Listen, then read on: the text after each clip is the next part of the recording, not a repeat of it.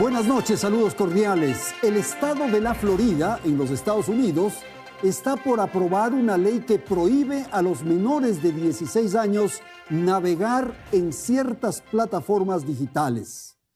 Surge un agobio mundial sobre el exceso del uso del Internet, celulares, pantallas y dispositivos electrónicos en niños y adolescentes. Es muy difícil a esta hora profetizar lo que puede ocurrir en la psiquis de los pequeños en los próximos años, en el futuro. El acoso cibernético, el grooming, el bullying digital, el abuso sexual, la adicción a la pantalla, los ciberjuegos, estafas, sedentarismo, obesidad, en fin. Estudios dicen que el excesivo uso de la tecnología digital puede contribuir a la depresión, a la ansiedad, al aislamiento, insomnio, deficiencias visuales, autoestima, estrés, en fin. Estos son los temas de esta noche aquí en Hora 25. Belén, buenas noches. Hola Andrés, amigos, muy buenas noches. En el mundo hay más de 4.000 millones de usuarios de redes sociales, es decir, el 60% de la población está en alguna de estas plataformas. Y como todo, las redes sociales se han convertido en un arma de doble filo. Si bien es cierto, son una herramienta que permite la inmediatez, la conexión entre personas que se ubiquen en cualquier lugar del mundo, la propagación del conocimiento, entre otras cosas, también hay hoy quienes se han atrevido ya a compararlas con un flagelo mundial como el de las drogas. En estos últimos días trascendió la demanda que interpuso el alcalde de Nueva York, Eric Adams, junto con el Departamento de Educación y el Departamento de Salud en contra de 5 gigantes: Facebook, Instagram, TikTok, Snapchat y YouTube. Las autoridades los acusan de fomentar la crisis de salud mental entre niños y adolescentes. Y es que precisamente en Estados Unidos el 77% de niños y jóvenes pasan 3 horas o más al día frente a pantallas. En la denuncia se señala, por ejemplo, que estos gigantes tecnológicos han usado algoritmos diseñados para mantener a los usuarios enganchados y fomentar el uso compulsivo de las mismas. Además, hoy se habla mucho sobre el scroll infinito. El físico y matemático Asa Raskin lo creó en el año 2006 para poder avanzar sin fin en el feed de tu red social, es decir, sin interrupciones y sin la necesidad de que se aplaste ningún otro botón. Ahora él mismo reconoce que el scroll infinito puede ser comparado con la cocaína. Ya varios estudios han demostrado que el scroll en redes sociales produce una liberación de dopamina muy similar a la que se produce cuando una persona consume drogas. Y para no alargarnos más con estos reveladores datos, por último vale poner sobre la mesa que según un estudio de la Universidad de Michigan, 40% de adolescentes que pasan más de 5 horas en redes sociales muestran síntomas de depresión. Con esto empezamos, Andrés. Bien, nuestros invitados de esta noche, saludo la participación de Eduardo Arízaga Cuesta, neurólogo, profesor universitario. Gisela Montalvo, ella es integrante de la Cámara de Innovación y Tecnología del Ecuador. Está también Bernardo Castro, sociólogo de adolescentes y familia. Él trabaja en el Colegio Menor. Con lo que acabamos de escuchar de Belén, Eduardo, ¿qué estará ocurriendo en la salud mental de nuestros hijos, de nuestros nietos, de los niños, de los adolescentes? Por favor. Bueno, buenas noches. Muchas gracias por la invitación. Pienso que, como en todo en la vida, hay lados buenos y malos en este tema de la tecnología. Pienso que vivimos el momento más espectacular de toda la historia de la humanidad. El poder, apenas con un clic, tener acceso a cualquier ciencia, tecnología y cultura es algo único que nos ha tocado a nosotros. Ahora, es cierto también la otra cara de la medalla. Tenemos el tema con los niños, las niñas y los adolescentes. Y ellos están, desgraciadamente, embarcados en un proceso que les lleva hacia un trastorno de la salud mental. Sí, por sí ejemplo, lleva ese trastorno. Claro, por ejemplo, las adicciones. Uno debe entender que la adicción es algo que puede ser producido por distintas circunstancias. Tal vez la fisiológica más evidente es del orgasmo y una que puede ser producida por una sustancia, la del subidón de la cocaína. Eso es una adicción. Las redes producen adicción, producen un estado de placer que por el tipo de juegos a los que se exponen, son algo que tiene una duración de muchas horas. Entonces, atrapados en estos juegos, por ejemplo, su salud mental va a estar distorsionada, sea por el tema de los juegos en red o también porque en las redes se encuentran, digan ustedes, cánones de la belleza. Y si no empata, y el ser humano es bastante heterogéneo, no empata en los cánones de la belleza que una influencer está proponiendo, la persona, digamos una niña o una adolescente, va a empezar a sentirse que no está dentro de lo que debe ser normal para ella. Y comienza la depresión. Ok, hagamos una pausa, Eduardo, para escuchar a sus colegas de panel. Bernardo, este tema que acaba de plantear el profesor Arizaga, ¿hasta qué punto ustedes advierten, sienten en las clases, en las aulas, en los patios, en los sitios de trabajo en un colegio? Sí, a ver, primero que nada creo que el planteamiento, como conversábamos hace un rato, es cuando definimos esto de la salud mental y el acercamiento a las redes sociales y tecnología, lo planteamos como un problema de los niños. En realidad los niños no son usualmente los sujetos de voluntad y deseo activos frente a la adquisición de un dispositivo. Entonces, como yo te decía, creo que es importante plantearlo como un problema y algo que requiere atención en los adultos que tienen los niños. El problema no es de los niños, sino de los mayores, de los padres. Y ahí te voy a contestar tu pregunta. Hay que ponerle un enfoque muy detallado a la educación que reciben los adultos sobre los aparatos y los dispositivos a los que están expuestos los niños y adolescentes.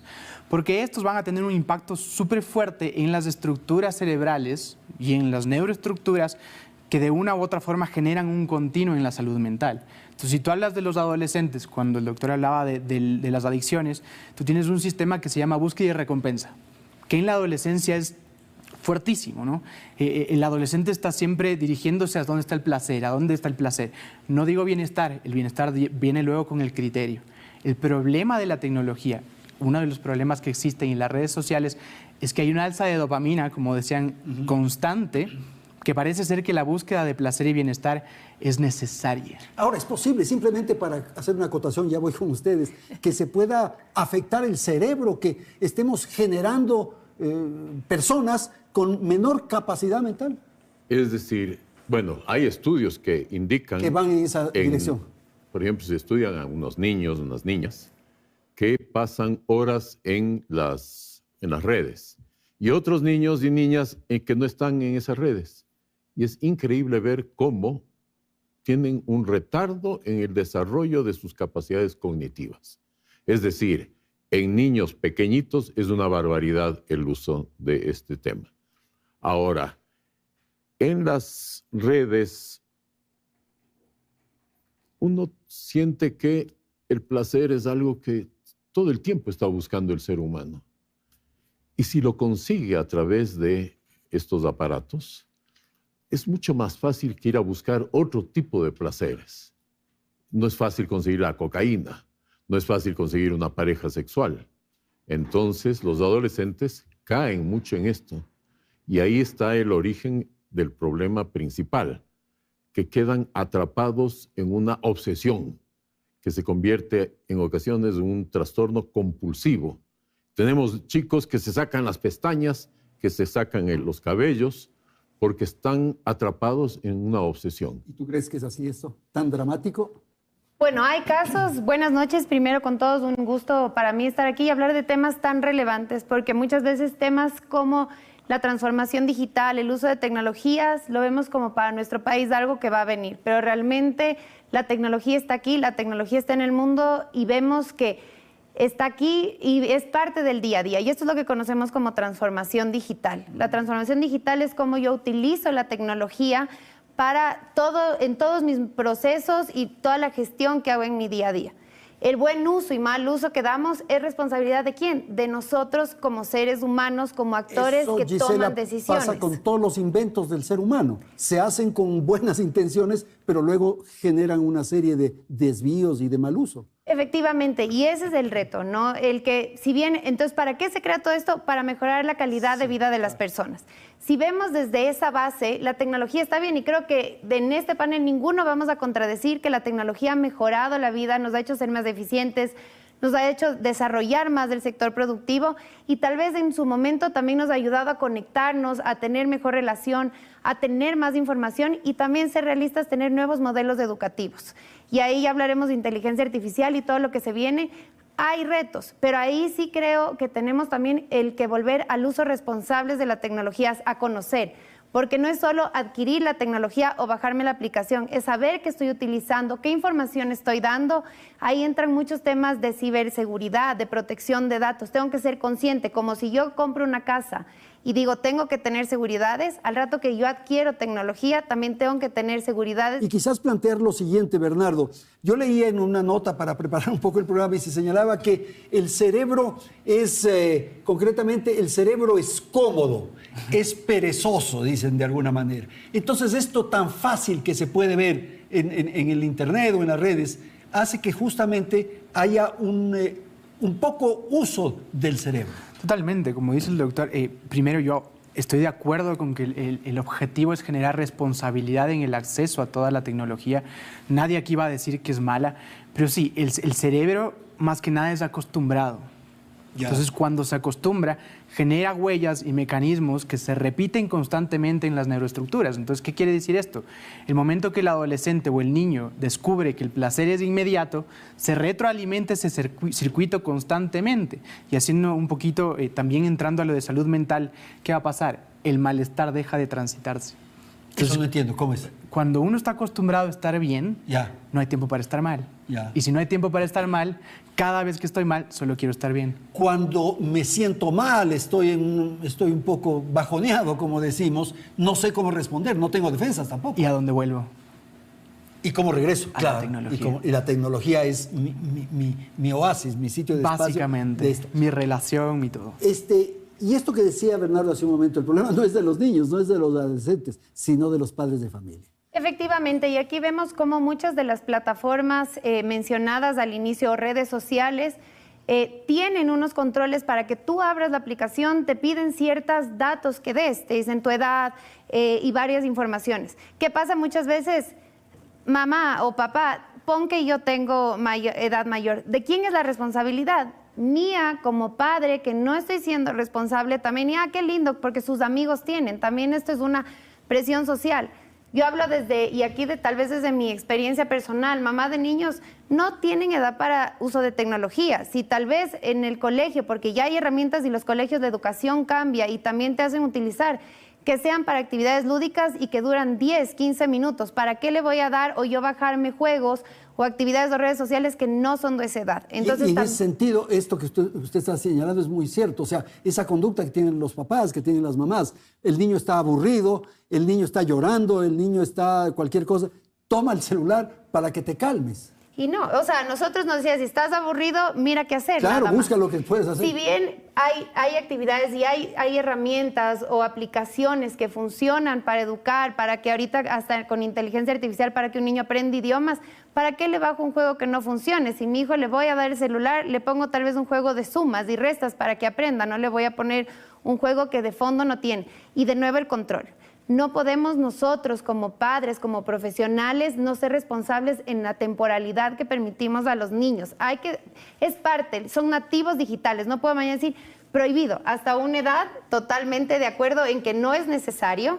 Normalmente te recomiendo, y la UNESCO dice, a partir de los 13 años que comiencen a utilizar tecnología. Antes de eso, no es necesario. Hay parques, hay actividades, hay juguetes, hay que aburrirse también. Y el contenido inapropiado, ¿cómo se puede controlar? También con control. Uno dice el padre puede controlar, los padres pueden controlar, pero eso es una cosa imposible prácticamente. Parecería, pero por eso digo, el usar tecnología es urgente que entendamos y sea parte de nuestro día a día, porque si yo digo, le bajé una aplicación y no la conozco y no tengo un control, estoy siendo tan irresponsable como cuando prendían la televisión y no controlaba qué estaban viendo o en qué horario estaban viendo. Entonces, hay muchas aplicaciones que se van desarrollando porque la tecnología avanza todos los días y para cada reto existe una nueva solución tecnológica y un cambio viene algo nuevo. ¿Qué tenemos que de nuevo como docentes, como padres, como adultos, el conocer que se está utilizando? Y ahí, por ejemplo, para aplicaciones hay control parental, en la que no solo yo puedo decir qué puede ver, sino hasta qué momento. Hay aplicaciones que te permiten que tú digas 30 minutos, se bloquea el celular hasta el siguiente día, se bloquea la computadora, la tablet, lo que ustedes quieran. Van a tener, porque mañana no es que aquí vamos a decir, no, ya no compro una tablet para mi hijo y esa es la solución. No es la solución porque son nativos digitales, saben utilizar la tecnología como tal vez cualquiera de nosotros, pero es también el uso responsable de la tecnología y la conciencia y el rol. Es como que ustedes les den un software. Mañana dicen, modernizamos un software. Si no te enseñan a utilizar, ¿qué dices? Qué pésimo esta herramienta. Eduardo, y claro, esto que usted señalaba hace unos instantes, por ejemplo, el caso de los videojuegos. Esto genera una adrenalina, una ansiedad, está compitiendo este muchacho, este niño, salen esos monstruos, estas cosas tan potentes que se ven en televisión, e incluso en algunos casos hay competidores fuera, en el exterior. ¿Qué estará ocurriendo en el cerebro de ese muchacho, de esa muchacha? Pero es una competencia que incluye cientos de personas que están en distintos lugares del mundo. Ahora, yo sí quisiera comentar sobre la tecnología y la maravilla que ella representa. Y yo tengo un ejemplo. El ChatGPT se estableció en noviembre del año 2022. Y es una maravilla, porque uno le puede pedir, por ejemplo, que le haga una monografía sobre Shakespeare y la influencia en el idioma inglés, porque él logró meter 20,000 palabras en sus obras. O sea, es una cosa extraordinaria la que hizo él. Entonces, un alumno va y presenta su monografía. Y no ha hecho ningún esfuerzo. Pero hay otro camino. Total. El otro camino es que hace otra persona, usa el ChatGPT Turbo, que es el más moderno, y ahora va a usar esto, pero para su beneficio tecnológico, para aumentar cada vez más conocimientos. Entonces, la humanidad, desgraciadamente, se va a dividir en dos. Una en que por vagancia, por comodidad, va a quedar, como diría Yuval Noah Harari, de aquí a 20 o 30 años, como useless, es decir, sin ninguna utilidad. Y otros, en cambio, van a aprovechar esta tecnología para dar pasos gigantescos. Y ahí uno podría recordar lo que dijo Albert Einstein hace casi 120 años, cuando él en 1905 publicó en una revista de física, en un solo número, los 4 artículos medulares para el éxito del siglo XX. ¿Y él qué dijo? Yo me paré en los hombros de gigantes para poder hacer esto. Y se refería a Newton, a Max Planck, a Niels Bohr.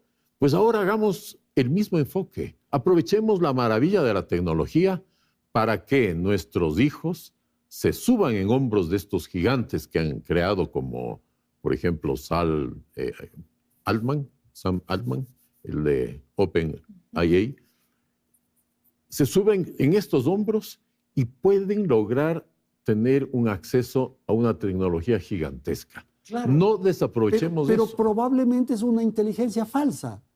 No es producto de la imaginación, de la creatividad, del ser humano. Cuando éramos muchachos, Eduardo, nos enseñaban todo lo que ocurría en el universo y cómo la Tierra giraba alrededor del Sol. Nos enseñaban con pelotas de básquet y pelotas de tenis. Para darnos... Ahora, usted pone en un segundo, en un YouTube, en un tutorial, y sabe exactamente lo que está pasando en el universo. O sea, se perdió la creatividad, la imaginación, la fantasía, el sueño, las utopías. O, aprovechando toda esa enorme tecnología que ha aprendido, puede dispararse mucho más. ¿Qué es lo que está ocurriendo ahora? Y conocer más, y saber más y aprender más. Cada vez aprendes más. Y ahí el reto que tenemos es educar en niños o adolescentes críticos, analíticos. Esto es lo importante. Y creativos. Ya no más, críticos. o sea, ya no podemos memoria, ya no sirve la memoria porque aquí eso lo ponemos en 2 segundos. ¿Qué necesitamos? Educar en seres humanos críticos, que toda esa información que dio un ChatGPT o cualquier herramienta de inteligencia artificial puede utilizar para que ellos analicen, investiguen. Seguro mi hijo de 6 años sabe mucho más de lo que yo sabía a mis 20 años, por ese nivel de Bernardo, oportunidad. rápidamente antes de ir al comercial. Sí, a ver, cuando estamos poniendo, lo que estamos exponiendo requiere de una palabra que usaron que es criterio, ¿verdad? El criterio es una adquisición del cerebro adulto. Sí, del cerebro post 21 años. ¿Qué pasa? Desde los 12 a los 21 el cerebro comienza a ser puramente emocional. Entonces, cuando hay una sobreexposición a cuestiones dopaminérgicas con la tecnología, a cuestiones dopaminérgicas con redes sociales, el significado que se va creando es que mi criterio va a estar siempre dirigido hacia allá. Las maravillas que acabas de decir, como la creatividad, el sueño, la fantasía, se dan en procesos de malestar, se dan en procesos de ocio, se dan en procesos de aburrimiento y de una necesidad de resolución de conflictos. Ojo que la tecnología tiene un poder gigante en eso también. El problema es que cuando hablamos de criterio, yo regreso a la premisa.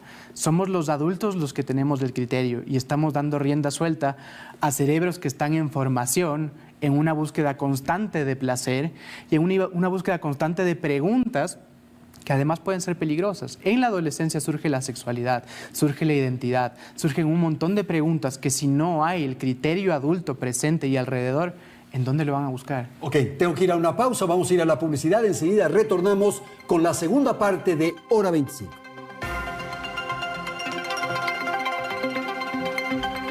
Seguimos con más de este interesante tema. Ecuador evidentemente no está exento de los perjuicios que pueden causar las redes sociales. Según un estudio realizado por Data Reportal, un usuario típico pasa casi 7 horas al día usando Internet a través de cualquier dispositivo. En Ecuador, el promedio de uso de redes sociales es de 2 horas con 27 minutos por día, es decir, 35% del total del tiempo que alguien pasa conectado a Internet. No obstante, expertos señalan que la cifra es bastante mayor si hablamos de niños y adolescentes. Según la agencia de datos Kantar Ibop, la red social líder en Ecuador es WhatsApp, seguida de Facebook y en tercer lugar Instagram. Pero según un estudio realizado por la Fundación Child Fund, UNICEF y el Ministerio de Educación, esas preferencias cambian si hablamos de niños y adolescentes. En este segmento de la población prefieren WhatsApp, TikTok y Facebook. En ciudades como Nueva York se invierte cerca de $100 millones al año en programas de salud mental en niños y adolescentes. Pero en un país como Ecuador, esos recursos no existen y tampoco existen iniciativas que aborden este nuevo problema de salud, la adicción a las redes sociales y sus secuelas. ¿Qué nos espera entonces como país y como sociedad? Vamos contigo, Andrés. Bernardo, lo que acaba de señalar Belén nos conduce a lo siguiente. Es muy difícil porque no tenemos la posibilidad de ver el futuro, pero ¿qué niños estamos produciendo? No olvidemos que tuvimos una para durante casi 2 años prácticamente con la pandemia. Los niños no pudieron asistir a presenciales, a las escuelas. Ahora mismo con el asunto de seguridad hubo un par de semanas que tampoco pudieron asistir. Estos niños no tienen habilidades para comportamiento social, por ejemplo, por favor. De acuerdo. La problemática viene a ser que todas las habilidades se han convertido en habilidades virtuales. Entonces, cuando hablamos de habilidades cognitivas, es qué hago yo en la compu, qué hago yo en el celular. Cuando hablamos de habilidades emocionales, cómo busco qué es ansiedad, cómo busco qué es tristeza. Y cuando hablamos de habilidades sociales, ya tenemos las redes sociales. Entonces, ¿qué estamos produciendo para ser concreto? Pero las habilidades sociales en redes. En redes. En lo digital. Y justo allá voy. En mi generación, nosotros llevamos, digamos, el mundo real que vivimos a la red social. Entonces, es la foto en donde estuvimos, que comimos. Hoy en día, la red social virtual se convierte en la red social real. Entonces, cuando tú sientas a 2 adolescentes, y te digo porque lo he visto, no saben qué decirse. Entonces, ¿qué estamos produciendo? Sobre todo, cerebros de niños y adolescentes que no tienen la capacidad de regular. Incluso se puede estar perdiendo el lenguaje, ¿no? El lenguaje oral, digamos. Totalmente. Tienen habilidades para escribir, para hacer figuritas, los emojis y en fin. Exacto. Pero para hablar, para intercambiar, ya no tienen posibilidad. ¿Para qué? Entonces, el cerebro, Eduardo, el cerebro es el problema ahorita. Tú dices que hay cosas maravillosas, evidentemente hay cosas maravillosas. Ahí me parece bien interesante señalar un tema, que es una idea que yo tengo. El lenguaje es el que construye al encéfalo, es el mayor constructor del cerebro. Y la literatura se constituye entonces el más excelente mecanismo para estructurar un cerebro de forma adecuada. La aparición de las redes ha hecho que la gente no lea nada. En el Ecuador, el 30% no lee nada y del 70% restante se lee medio libro por año. Entonces es importante señalar estas cosas tan duras, pero que explican por qué estamos prácticamente a la cola del mundo. Entonces, ¿cómo empatar esta maravilla de la tecnología, que son las redes, la computadora, etcétera, con el volver a leer? ¿Para qué? Para que el cerebro se active de nuevo. Naturalmente. Porque ahora el cerebro está limitado a muy poquitas sinapsis. En cambio, cuando uno lee, es enorme la capacidad de formación de nuevas sinapsis que le relacionan al individuo con el pasado, con el presente, incluso con la ciencia ficción en el futuro. Eso queremos aprovechar de la tecnología. Hay manera de darle un giro para no perder el tiempo, por ejemplo, en el TikTok y en otro tipo de estas redes. Hay un problema muy grave que haces un ademán así para cambiar. Eso inmediatamente va a afectar la concentración. Los niños, los adolescentes, nuestros alumnos que ya son jóvenes, han perdido la capacidad de concentrarse. El déficit de atención. No pueden concentrarse más que pocos segundos, que es lo que las redes le permiten, porque ellos a cada rato están cambiando la pantalla. Entonces, yo no soy enemigo de la ciencia en absoluto, más bien soy un admirador enorme, y por eso quisiera que se vea la posibilidad de armonizar esta maravilla que es la tecnología, pero con estas bases, por ejemplo, de buscar mecanismos para que el cerebro siga expandiéndose. El cerebro de los niños que están solo en redes se está atrofiando. Ese es el tema. Y entonces es preciso ahora saber qué hay en legislación, qué hay en normativa, qué ocurre en ciberseguridad. Bueno, es muy importante todo lo que se está dando. Vemos cómo, de hecho, en la última reunión del World Economic Forum, uno de los temas de los que se habló es del uso responsable de la inteligencia artificial y cómo se van generando normativas, regulaciones, política pública alrededor de este tema, que es esencial, porque de nuevo podemos decir que no, pero está, y va a seguir aquí y va a seguir desarrollándose además. Entonces esto es importante y cómo lo utilizamos y damos buen uso. Y ahí tenemos nosotros, como les decía, regulación en inteligencia artificial. De hecho, nosotros como Cámara de Innovación y Tecnología somos parte de ALETI, que es un gremio de gremios de tecnología regional iberoamericano, y que estamos haciendo un proyecto de transversal regional de uso de la inteligencia artificial, porque además la tecnología traspasa fronteras.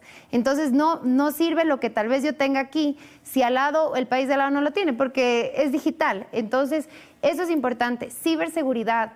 Yo siempre repito esto, en Alemania, que tuve la oportunidad de ir a un congreso de este tema, te dicen ciberseguridad es hablar de soberanía nacional. No podemos decir esto es aparte, esto es de lejos, esto es de otros países más desarrollados. No, la ciberseguridad es cómo yo cuido. De nuevo, si tengo mi identidad física y la cuido, ¿cómo cuido mi identidad digital? ¿Qué responsabilidades? Y esto no solo es legislación, porque vemos que también leyes y política pública hay, la implementación no es. Vuelvo, insisto, en educación. La tecnología es maravillosa, las herramientas que nos permiten. Imagínense que ahorita con inteligencia artificial pueden hacer educación personalizada y el nivel de preparación que le dan a cada estudiante puede ir en las características que tengan, el nivel de aprendizaje que va y ya no estandarizado como lo vivimos todos. Esas oportunidades ahí es donde hay que aprovechar. Temas de ciberseguridad y tercero, protección de datos. La protección de datos es urgente entender que mis datos son míos, que mi información no puedo dar, que si bien uso las redes, pero estoy dando información de dónde estoy, cómo estoy, qué estoy haciendo, Cuidemos mucho la información. Está bien la tecnología, es maravillosa. Nosotros promovemos el uso en el sector productivo, en el sector salud, educación. En todo hay herramientas digitales que nos permiten ser más productivos y eficientes. Pero tenemos que entenderla, conocerla y saber que tiene momentos. Pero es que también ahí hay problemas. Por ejemplo, en la salud que usted menciona. Ahora uno se mete en el internet y ve que hay curación para todo, Eduardo. ¿Y qué será lo que nos están dando? Ya deberían desaparecer los médicos prácticamente, porque todo está ahí. No, y esa pero es la no tragedia. busquemos, es la responsabilidad de cada uno de cómo nos cuidamos. De nuevo, y yo sé que esto podríamos profundizar hasta en estratos, porque esta conversación que estamos teniendo, lamentablemente nuestro país no tiene un ideal de conectividad, que esto se dé en zonas rurales. ¿Qué estará pasando ahí? No pasa porque no hay buena conexión, lamentablemente. Entonces no hay tanto uso de tecnología como tenemos. Que quisiéramos que llegue más para que llegue mejor educación, mejores posibilidades. Imagínense agricultura con tecnología, lo que podríamos hacer en nuestro país. Sí, en eso estamos de acuerdo, pero yo insisto un poco, Eduardo, en que esto se vuelve incontrolable. Porque la gente se mete al internet, se mete a YouTube, ve un tutorial de cómo hay que curarse para tal enfermedad y ya. Ahora, ¿cómo sabemos si eso es bueno, si eso es malo, si eso es un fake news? No sabemos. Pero como antes si yo llamaba a mi pariente, porque todos tenemos el pariente que, con todo respeto, es doctor, pero no es doctor. Entonces, el que me duele esto y te dice... tenemos curación para la gripe y todo, hay que ser responsables. Pero... Y, de nuevo, volver a las bases. A mí me encanta la iniciativa de Smart Cities, ciudades inteligentes, en donde todo metes tecnología para el desarrollo. Y uno de los temas principales es zonas verdes, zonas caminables, zonas transitables. Entonces, ¿qué es volver? Sí, utiliza la tecnología para bien, pero para que volvamos a los parques.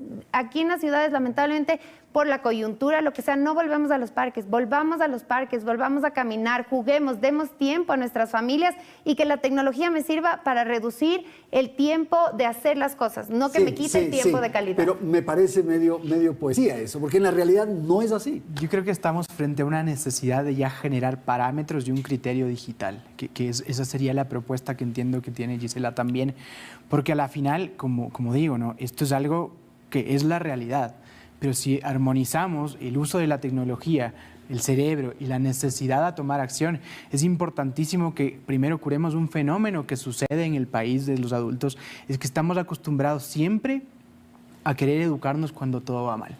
En la consecuencia, hay muy pocas personas, muy pocos adultos que están dispuestos a escuchar programas de prevención, programas de ciudadanía digital, programas de legalidad digital, ciberseguridad. ¿Qué piensas tú, Eduardo? Yo considero que estamos también expuestos a unos peligros muy grandes. Y me voy a referir a uno en concreto que tiene que ver con la sexualidad y que cuando es mal manejado es el que genera la depresión, la ansiedad y los suicidios. Por ejemplo, el hecho de subir a Instagram, que es, yo no conozco mucho esa red, pero suben las fotos. Con tecnología, un joven muy hábil puede cambiarle a la persona, le puede, por ejemplo, quitar la ropa y poner su imagen desnuda, como ocurrió en un colegio en España. Habían 29 niñas desnudas en las redes. Ese tipo de trastornos cometen niños, adolescentes, pero como tú decías, Bernardo, eso es porque los padres no pusieron atención. Es cierto lo que tú decías hace un momento tras las cámaras, no puede un niño, un adolescente, un menor de edad, no puede tener acceso a un teléfono celular porque está prohibido por la ley. Pero ¿y cómo es posible que tienen tantas personas eso? Es porque hay que educarles a los padres. Y ellos son los que tienen que entender que el acceso a la pornografía, ahora en promedio, en nuestro medio no tenemos muchas cifras, pero en España el promedio de acceso a la pornografía es a los 8 años. El tema de suicidios por ciberacoso, por bullying, se ha cuadruplicado o decuplicado, por ejemplo, en Estados Unidos. Esas cosas tenemos que estar pendientes. Esa es la parte oscura de la tecnología y que desgraciadamente reside en los adultos. Ellos son los responsables. Ellos son los que están ofertando tablets, celulares y computadoras a personas que no deben tener. Tenemos que hacer caso, por ejemplo, la ministra de Educación sueca propuso que antes de los 18 años nadie tenga ninguno de estos aparatos, que para eso están los libros. Ahora otros dicen que menos de 16 años no tenga nadie y de 16 a 18 tengan, pero con restricciones.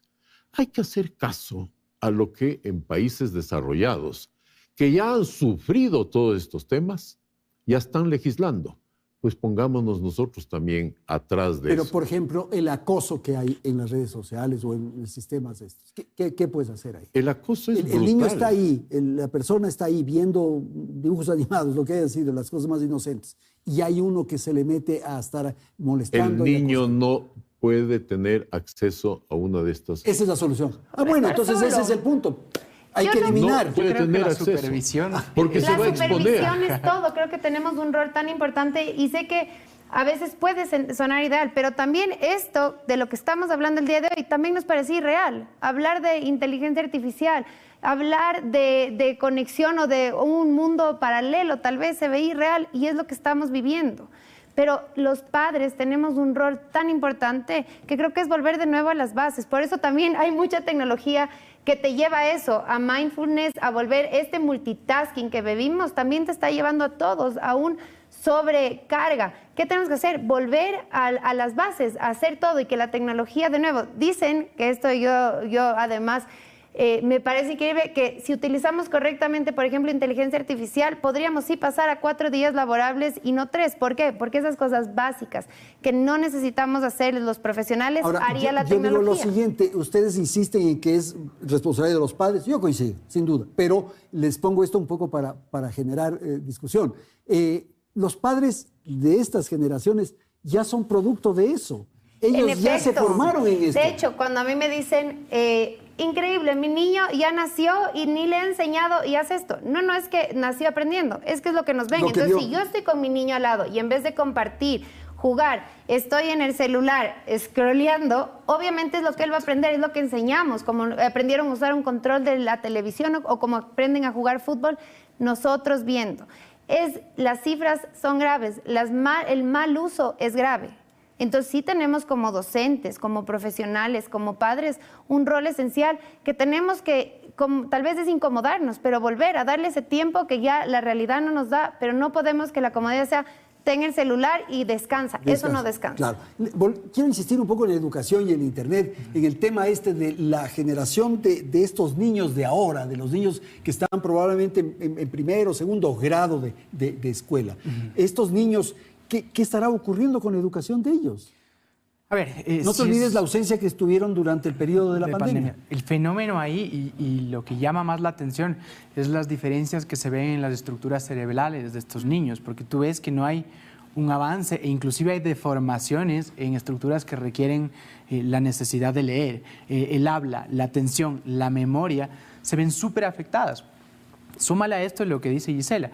¿La comodidad cerebral de quién es? ¿De los niños o de estos padres que también ya aprendieron esto y lo que saben? Si llora, el celular. Si no quiero hablar de sexualidad, el celular. Entonces, ¿qué estás evitando? Momentos incómodos y de acción, porque el hablar es una acción, el cambiar la llanta es una acción, el caminar y correr es una acción que van a ser incómodos, pero que le van a permitir a tu hijo de 1, 2, 3, 4, 5, 6 años en adelante poder generar estructuras funcionales en su vida. Entonces el tema es, ¿qué hace la educación? Necesita generar esta integridad entre lo que es lo digital, educar a los padres y educar a los niños también, porque ya están expuestos. No podemos quedarnos en, hacemos prevención, educamos a todos y ya está. Los niños saben más, entre comillas, saben más del scroll, saben más de la posibilidad, saben hasta cómo falsificarte un VPN y meterse y se acabaron tu ciberseguridad. Pero es importante que ellos sepan a los riesgos que se exponen. Si los niños saben más, ¿qué podemos hacer los padres que ya somos mayores? Esto, dialogar. Necesitamos dialogar entre quienes estamos en el sector de la educación, de la psicología, de las estructuras cerebrales, de la tecnología y un poco también de la voz al público, ¿no? O sea, si no hay un diálogo, siempre vamos a estar atrás. Siempre vamos a estar atrás de la tecnología, pues, Eduardo. Claro, yo podría contar algo que me pasó recién. Es un niño de unos 8 años, súper ansioso, angustiado, y rápidamente me di cuenta que estaba prisionero de las redes. Y entonces le digo a la mamá, oiga, pero ¿cómo puede ser posible que esté manejando un celular?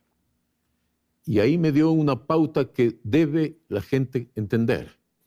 Los profesores le mandan los deberes, las pautas a seguir, las normas les mandan por celular, por las redes. Vaya a ver en la computadora lo que le hemos mandado como deber. Es decir, hay que educar también a los profesores. De ahí está naciendo uno de los problemas. Porque la disculpa que me dio la mamá de que yo le digo, oiga, pero ¿cómo le da un celular a los 8 años? Vea cómo está su hijo. Doctor, están mandándole deberes. Entonces yo no me quedó más remedio que decir, vea, vaya al colegio y dígales que aprendan. Pero Eduardo, es que eso pasa, pues. O sea, ahora no se te ocurre a ti que te van a mandar una instrucción en un papel físico y que va a ir un mensajero a dejar en la casa. Por eso lo que dice Bernardo, tiene que hacerse un diálogo muy grande sobre este tipo de temas. Y es mundial. Es mundial. Por eso es un diálogo imposible. Pero el Ecuador está atrapado en otro tipo de temas tan localizados en la cuestión política, por ejemplo, que no da chance para estas otras cosas claro. que son a la larga mucho más importantes. Sin duda.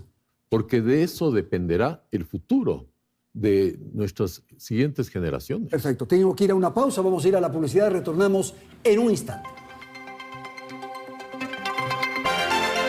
Seguimos con Hora 25. Sin duda es maravilloso los avances tecnológicos, lo que han logrado.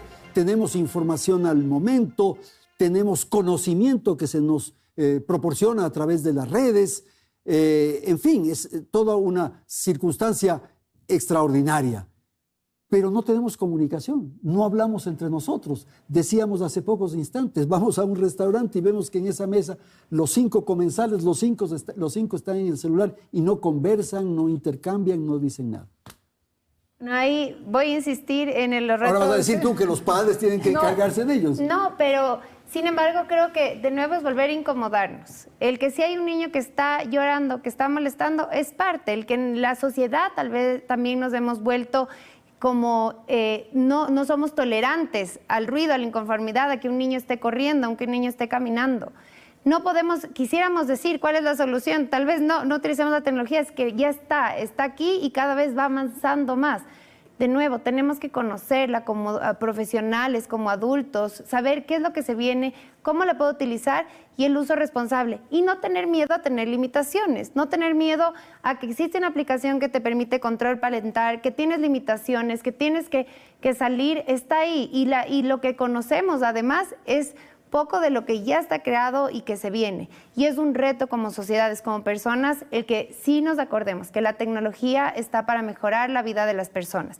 Si dejamos que sustituya las bases, lamentablemente ahí estamos haciendo mal uso. Tenemos que hacer buen uso de la tecnología. La comunicación, Eduardo. ¿Qué está pasando con los seres humanos, con estos niños, estos jóvenes? Bueno, el ser humano está enredado en muchos otros tipos de problemas y no está enfocando lo que debe enfocar, que este tema, por ejemplo, es realmente catastrófico, no solo en el Ecuador, es en el mundo. Las cifras que hemos oído son para alarmarse, pero la gente no logra despegar, no logra decir, bueno, voy a poner un stop en mi casa y voy a decir, desde ahora vamos a manejar el tema de los TICs que se llaman, de una manera racional, pero para eso tenemos que educarles a los mayores. Y los mayores no se educan. Vivimos en un país en donde desgraciadamente desapareció la lectura. Es en los libros donde uno aprende de estas cosas. No, por eso somos seres humanos, porque nos dieron el verbo, la palabra.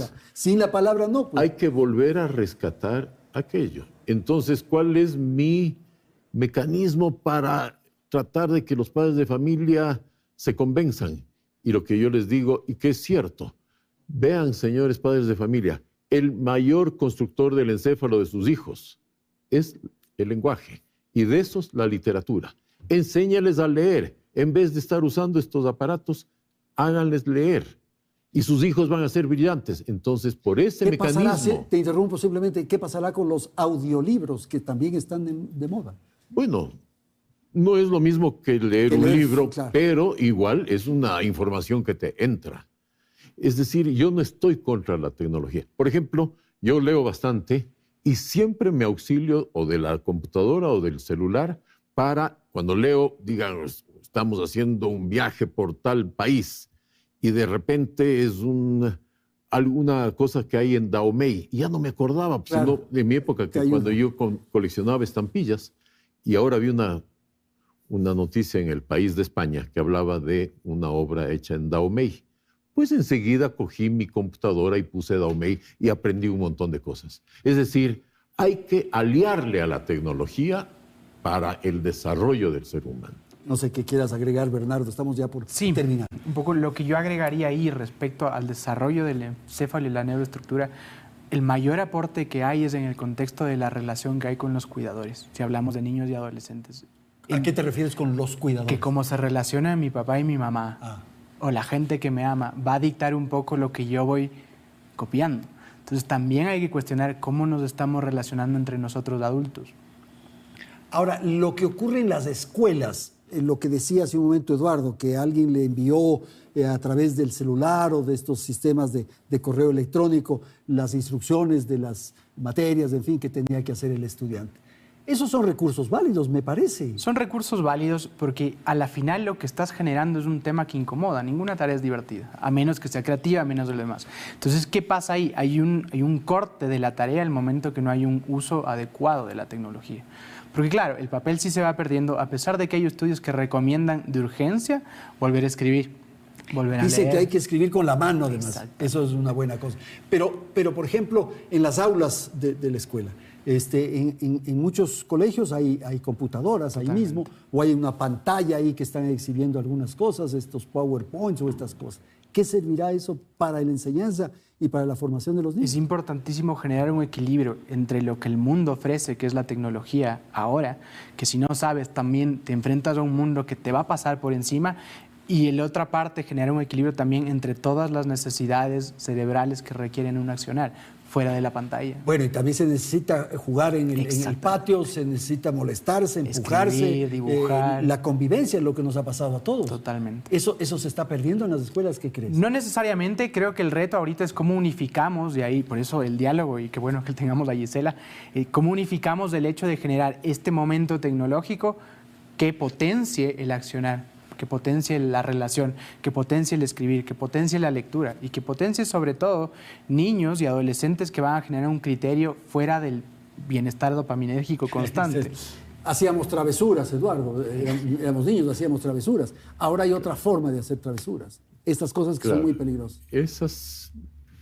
Claro, uno piensa, como ya es viejo, que cualquier tiempo pasado fue mejor. No siempre es cierto. Ahora hay otras formas de distraerse, de divertirse, incluso aplicando la tecnología, pero siempre con un control de gente adulta que pueda guiar. Pero hay que estar entendiendo otro tema. Tú hace un rato decías que esto es muy utópico. La realidad de los hogares nuestros, por ejemplo, del Ecuador, primero que hay una fractura muy importante en que el padre se ha ido de la casa.